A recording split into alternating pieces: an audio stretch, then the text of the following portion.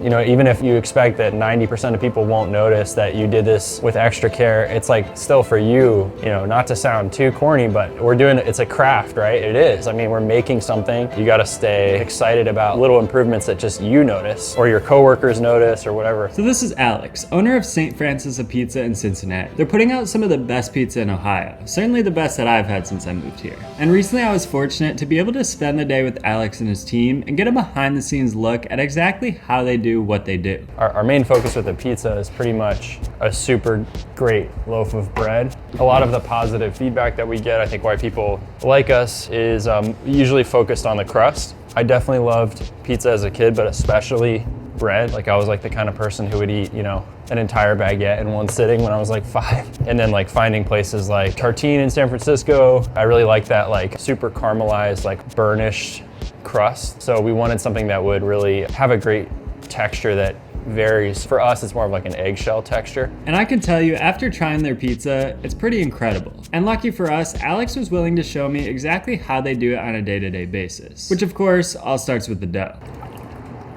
Oh, I nailed it. Okay, I'm going for 64.3. Not super scientific way of getting there, because it's just a lot of turning on. It's like, you know, getting the right bath water temperature in a way. Yeah. Just got 2 handles to adjust, but we use a really simple 5th grade math equation to figure out what our desired dough temperature is when it comes out of the mixer. So it just accounts for the difference in the temperature of the air right now in the room, the poolish when we come in, and then the flour, and then also the amount of energy in the form of heat that the mixer is going to add throughout the mixing process. So like what kind of flour you have? Okay, so it's a bread flour. Central Milling, yeah. So I believe from out of Utah. I always give credit where credit's due to a Pizza Shoals in Portland, Oregon, which is where I grew up. I would go there all the time, like with my family, my friends. Brian Spangler and his wife Kim are really, I mean, great business people, great people. And then Brian is like the ultimate baker and pizza maker. And so that's my childhood pizza paradigm. That's the pizza that in my head, I'm always kind of chasing after. So right now I'm just breaking up the poolish a little bit so that it doesn't clump up in the mixer. So just trying to kind of break it up with my hands a little bit, between my fingers. It's pretty goopy, gummy. It doesn't just dissolve on its own. It also makes it a little bit easier to just dump this. You know, by adding the water, the poolish goes into the mixer a little bit more smoothly than it otherwise would. So Scott mixed it between 7 and 8 p.m. 7:30. And usually 12, 13 hours is a good amount of time. I'll say 12 to 14, because we start mixing usually just before or right at 9. And this leads us into the first little trick they use, which is one that's honestly super smart for a pizzeria working in a small space like they are here at St. Francis. We find that the poolish does best around, 68 degrees. So we just converted the thermostat to a smart one, so we can just set it so that, like right now in the spring, it gets cooler at night, warmer during the day. We just set the thermostat to keep the room at 68 pretty much all the time. Obviously in the summer, it gets a little challenging because the AC can't necessarily keep up, but it's pretty close. So we use so little yeast, like you can tell there's no oil or sugar or anything like that. It's just flour, water, salt, and yeast. And what approximate hydration are you at? Right now I think 68. Sometimes we'll get like a new lot of flour and then we will have to adjust it slightly, but we're using the same type of flour. But it's amazing how just a different lot of the same brand of flour, the same product will be so different. But we'll usually change it by like 3 to 5% if we need to, and then we'll kind of work our way back down to hopefully closer to 68. But yeah, when we started, I couldn't afford a mixer. So for the first, I would say 8 months, 9 months, we hand mixed. Yeah, you could just feel the tendonitis, but it felt like a good accomplishment when we were able to like actually buy a mixer. And yeah. So this mixer is a 150 pound or something? Yeah, we can do 150 doughs in it, and that's pushing it. That's like gonna get, flour everywhere. Most days we would do 2 mixes on a Friday just because we want more than 150. But like today we're just doing a small mix of 66 doughs. Our dough balls are a little bit over a pound. And you do 16-inch pizzas? Yep, just one size. Because you can do like a half and half, so Yeah. we're able to get away with that. And as you can see, we don't have like refrigeration space to, you know, carry dough, so everything's at room temperature. I mean, we will put the dough in the fridge to slow it down on a hot day. Pretty much every day we end up putting it in the fridge. But so most of this is just gonna get like cleaned up on the final mix, but it's been like 5 of actual mixing time. I'm just gonna let it rest a little bit, just because if we don't let it rest here, it will actually start to tear and just kind of take away from the kind of development that we want. So we do a 5-minute rest. All right, so right now we're just, this is where we do kind of, you know, the process changes day to day. So I'm just trying to pull a window pane, and I'm looking for like some very light gluten development, but not too much. So basically I don't want it to tear so easily, which it's doing right now. So I'm gonna just add a little more time to the mix. So this is just 10 seconds. I'm just gonna add a little more time, and we're only using speed 1, so it does have 2 speeds. Our goal is to just have basically the pizza turn out the same way every day, but it's just so hard to do that. Like, we can't do that every day. And I'm not like unhappy with it. It's just, but it's like we were just talking about, if it's this craft and you're trying to improve it, just to get it to like 100% of what it can be, I think we're at our best when we're like just trying to stay focused, and then still keeping everyone like engaged and interested. Yeah, because I wanted to ask you too, like, didn't you take your team to we have. New York? Or Yeah, so we've been to Chicago, so New York twice, Chicago once in 3 years. And I think it is like the best investment that we could have made as a business, and just like, you know, seeing what the bar is in other places, getting inspired, getting the time together to get to know people better outside of this kitchen. But then also we've tried to kind of like add perks to this career. Like, I always thought it was cool to, if I got to travel for work like 2 or 3 times, you know, and I was like, this is awesome. Like, someone's paying me to fly to this place and learn for a conference. Like, this is so cool. In the small ways that we can, we're trying to get our staff to be able to have some fun and come back inspired. Now, another thing they do here at St. Francis to keep things interesting is host a tavern-style pizza pop-up on Monday nights, which Alex was telling me they've had a lot of fun with. So I was curious to see if they had any intentions to expand to other styles of pizza in the future. We would do it as like a kind of a one-off thing, just for fun. We've done like a New Haven night where we've made true New Haven style pizza just for like on like a Tuesday night when we would otherwise be fairly slow, and it just kind of helps everyone remember that we are people who love pizza and like to just try things, even though they might not be like perfect, or they might not be what we'll do forever. And then also I think for like our staff, like and for me, it's just fun to do something different every once in a while without, you know, like just kind of being all over the place and losing our focus. But I will say the nice thing about doing the same thing and having the same style is you really get to hone down on all the fine details and really increase the quality in a way that I think a lot of people don't realize is even possible for certain things like this. So it's nice to be able to like really hammer out all the small details and make those little tweaks to just make it as high a quality as possible. Yeah. I mentioned like a Pizza Shoals or like Lindustry in New York, and you're just like, oh my God, there's so much more to learn, even if you're just doing one thing. Like, there's a really high bar out there, and we're just trying to meet it. Maybe exceed it one day. So it's not tearing anymore, not as easily. And if I hold it up, I can see to a light, I can see some veins in there. So this is where I'm gonna stop it, and I'm gonna pull the dough out. And so I'm just gonna divide this up, basically half the mixer in one bin, half in the other. We try not to go over like 30 doughs in one bin of this size. Beyond that, the mass effect of like having more dough in there just means the dough is gonna be warmer, it's gonna move faster. And then the fermentation will get a little crazy by the time we're shaping it. And this really, like this whole, my whole model for this process, I learned from Brian Spangler at a Pizza Shoals.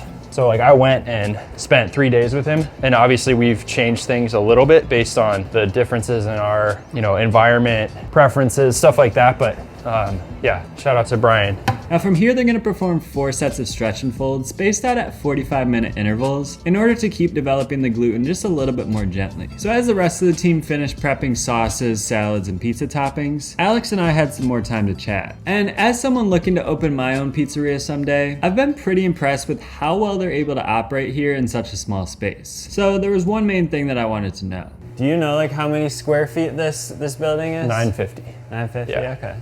Too small. You would like to have a bigger space? Yeah. Great way to start, but it's too small. I would say like it works from a like production standpoint. Like that's not a problem. Like in other words, we have enough space for the amount of pizza that we're usually selling. But we also we close at 8 o'clock at night. Like on a Friday, we're pretty much at capacity.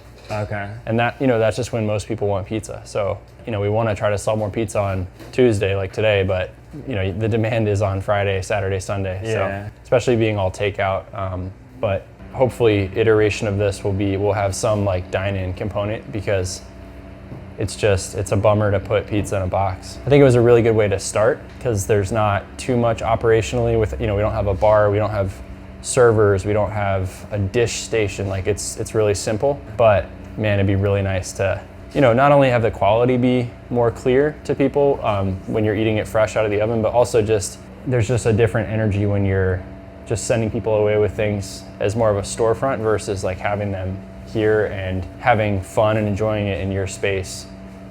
So hopefully that'll be something that we can add on in the future, but one thing at a time kind of. So the first one's always a little messy because the dough is just all over the place. But basically I'm just trying to let that fall underneath. And the more I can extend it, the better. And I'm just gonna tuck it into a neat little kind of package or envelope here. I don't want to tear it or anything. But just folding it over itself, kind of a light little stretching and strengthening. I think just because we are going to use it today, so we never want to like push it too hard at any one point. It's still strong, but kind of gradual, gentle process, which translates to the texture of the dough when it bakes. Having that nice, eggshell outside exterior and soft interior.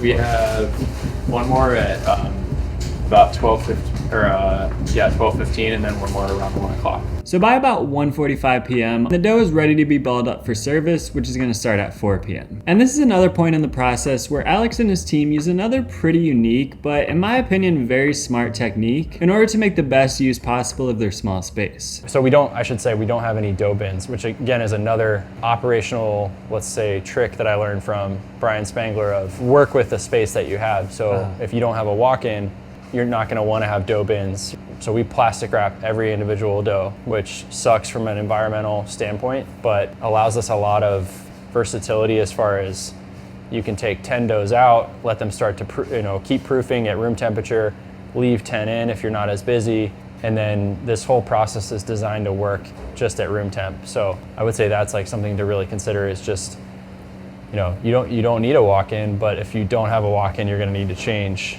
You can't refrigerate your dough, probably, unless you're just doing like 40 pizzas or something. So like if at 3:30 they look like they're proofing pretty fast, we'll just take whichever trays we're going to use last for the night and just throw them in here for up to 45 minutes, an hour. Then you have to remember to take them out with enough time, so that if we do get busy, we're not stretching really cold dough. So what dough weight are you looking for? 525. And we'll go up to 535, just for the sake of not being psychotic. Very space efficient too with the plastic wrapping them, because you could fit 24 on there. The Dewey's, they have the white dough trays, it's like fiberglass dough trays, and our large is a 17-inch, and it's 6 per, basically this size. Because anything beyond that, once they're proofed properly, they start merging together and cut them out. This is not ideal.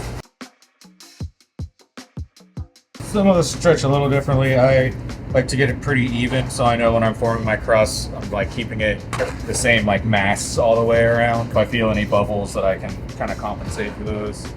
before I form the crust.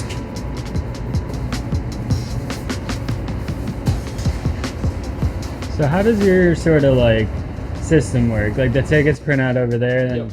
She just tells them how many doughs she needs. Version stretching isn't looking at like what's on the pizzas or anything. It doesn't really matter for them. And then on a day when we have like 2 people, the person on stretch is typically also the person coming around and, you know, spinning pizzas in the oven, checking them, and then cutting them.